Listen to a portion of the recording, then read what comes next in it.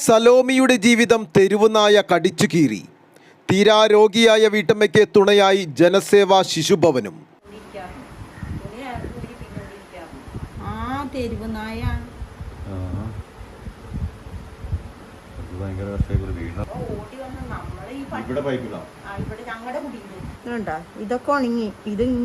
തെരുവുനായ ആക്രമണത്തിൽ പരിക്കേറ്റ് ചികിത്സയിലിരിക്കുന്ന സലോമിയുടെ ജീവിതം ഒരു നാടിൻ്റെ തീരാനോവായി.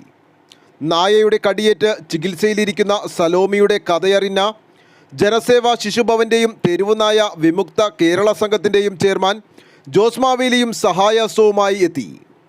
ജൂലൈ 14-നാണ് ചുണങ്ങമ്പേലി സ്വദേശിനി സലോമിയെ തെരുവുനായ കടിച്ചത്.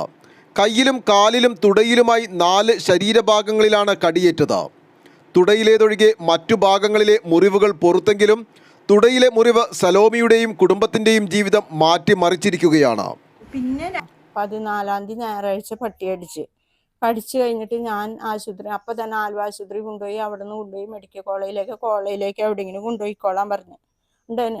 അത് കഴിഞ്ഞിട്ട് ഞായറാഴ്ച ചെയ്തുകൊണ്ട് ഡോക്ടറില്ലാന്ന് ഓർത്തിട്ട് വേഗം രാജഗിരിയിലേക്ക് അവിടെ കൊണ്ടുവന്നിട്ട് അവർ 2 ആഴ്ച അവിടെ കിടന്നു വീട്ടിലേക്ക് പോന്നു. അത് കഴിഞ്ഞിട്ട് പിന്നെ പെട്ടെന്ന് കാലുമൊരു മുഴ പോലെ വന്ന് അത് ഓപ്പറേഷൻ ചെയ്ത് കഴിഞ്ഞ് വീട്ടിൽ വന്ന് പിന്നെ അത് കഴിഞ്ഞ് ഇൻഫെക്ഷനായി.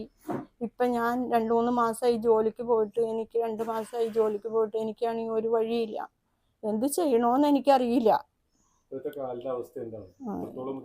ഇത്രത്തോളം ബുദ്ധിമുട്ടുണ്ട്. എനിക്ക് പോവാനും ബാത്റൂമിൽ പോവാനും എനിക്ക് ഭക്ഷണം കഴിക്കാനും ഒന്നും എനിക്ക് കാലം കൊണ്ട് എനിക്ക് പോയി ചെയ്യാൻ പറ്റണില്ല.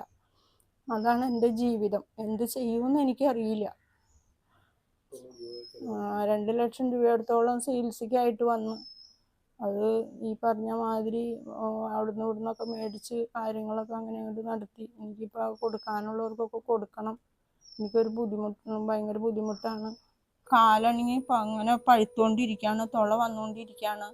എന്നെ കൊണ്ടാണെങ്കിൽ ഒരു വഴിയില്ല. ഇത് കൊടുക്കാൻ എങ്ങനെ ഇത് ഇനി ആശുപത്രിയിൽ പോവുകയും ചെയ്യുമെന്നൊന്നും എനിക്കൊരു പിടിയും കിട്ടുന്നില്ല. ഞാൻ എന്ത് ചെയ്യാവോ? നമ്മളെ കൊണ്ട് 1 രൂപ പോലും എടുക്കാനില്ലാത്ത വഴിയാണ്.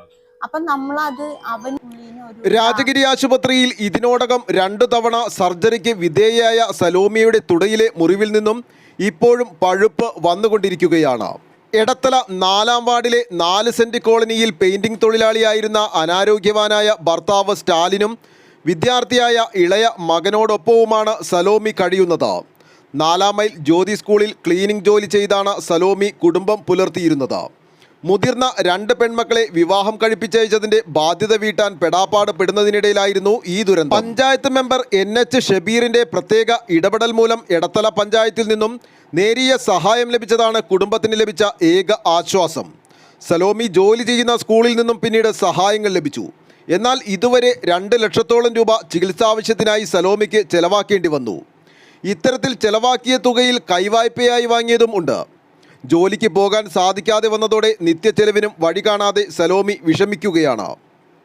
ഇത്രയേറെ പണം ചിലവാക്കി ചികിത്സ നടത്തിയിട്ടും ഇടതു തുടയിലെ മുറിവ് ഉണങ്ങാത്തത് സലോമിയുടെ പ്രതീക്ഷകൾക്ക് മങ്ങലേൽപ്പിച്ചിരിക്കുകയാണ്.